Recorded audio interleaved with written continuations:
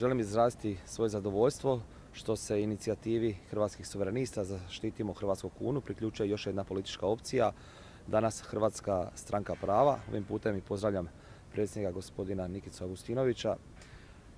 Do sada se već ovoj našoj inicijativi priključili Generacija obnove i Neovisni za Hrvatsku.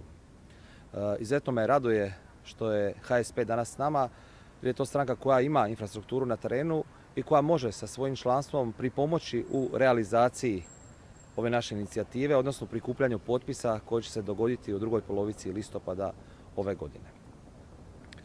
U zadnjih nekoliko dana svjedoci smo sve žešćih napada od krajnje lijevice pa do krajnje desnice, odnosno od lijevog pa sve do desnog političkog spektra na ovu našu inicijativu, što nas i ne čudi. Ne čudi nas kada napadi dolaze od HDZ-a i SDP-a, jer se radi o strankama koje provode globalističku politiku klanjanja evropskim moćnicima. Međutim, čudi nas kada prozivke dolaze od pojedinaca iz takozvane demokršćanske oporbe koji smatraju da hrvatski suverenisti nisu relevantan politički čimbenik koji nije u stanju provesti ovakav bitan referendum.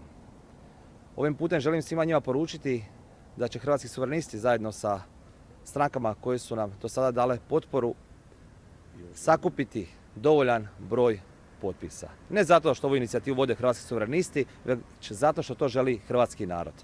Hrvatska nije spremna za euro.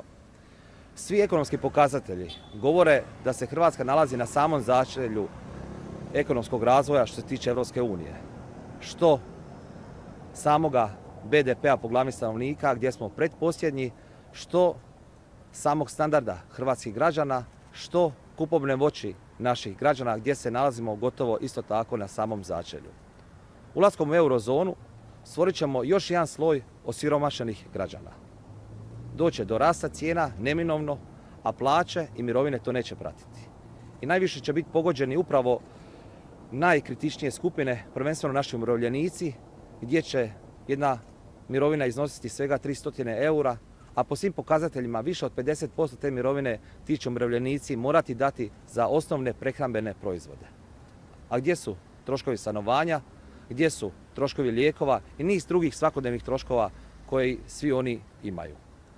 Stoga smo mišljenja da ne trebamo ići grlom u jagode, da ne trebamo srljati samo kako bi se zadovoljili europski moćnici. Ugledajmo se malo na neke druge države koje su prije nas ušle u Europsku uniju, kao što su Češka, kao što su Poljska, kao što su Mađarska, čija gospodarstva su jača od hrvatskog gospodarstva, ni dan danas nisu niti razmišljaju o uvođenju eura, jer žele zaštititi standard svojih građana. Nažalost, kod naših vladajućih se gleda prvenstveno mišljenje Brisela, a tek onda mišljenje hrvatskog naroda. Uvjereni smo da će, nažalost, kao što smo, kada smo i ušli u Europsku uniju, nepripremljeni, došlo do masovnog iseljavanja, gdje je gotovo 10% stanovništva Hrvatske napustilo Hrvatsku u prvih nekoliko godina članstva, da će isto tako doći do još jednog vala iseljavanja zbog lošijeg standarda građana. A Hrvatska sebi to više ne može ni financijski dozvoliti ni u demografskom ni u gospodarskom smislu.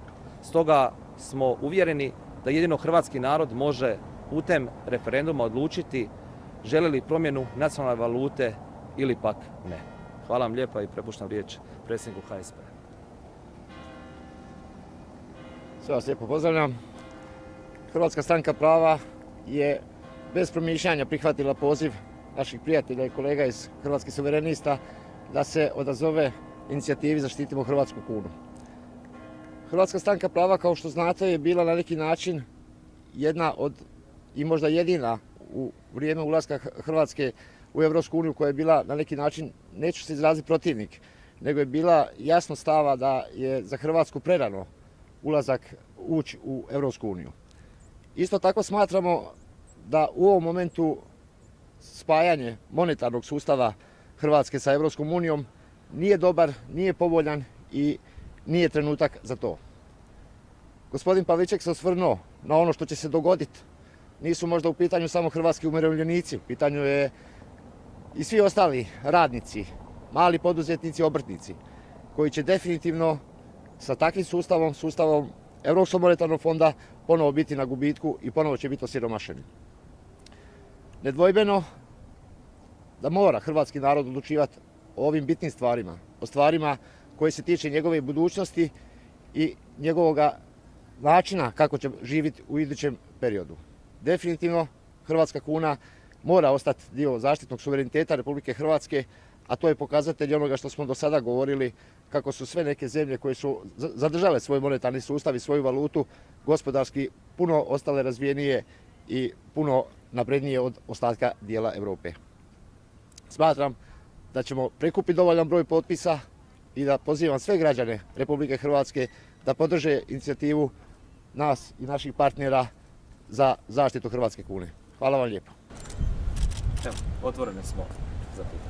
Može pitanje, kada ste govorili o nekima sa desnice koji su vas prozivali da vi niste vi kao hrvatski suverenisti, vjerojatno ste mislili na Most. Čiju potporu u Hrvatskom saboru očekujete za ovaj referendum, gdje je tu Domovinski pokret? Mi smo sve političke aktere pozvali da daju potporu. Za sada su ove 3 stranke se odazvale i one će biti u organizacijskom odboru. Ja vjerujem da će doći još do potpore pojedinih stranaka, ali očekujem prvenstveno potporu istaknutih pojedinaca, brojnih udruga i ono što je najbitnije, potporu hrvatskog naroda, a nju već imamo jer svakodnevno broj volontera raste i uvjereni smo da ćemo pokriti gotovo sve gradove i općine na području Republike Hrvatske.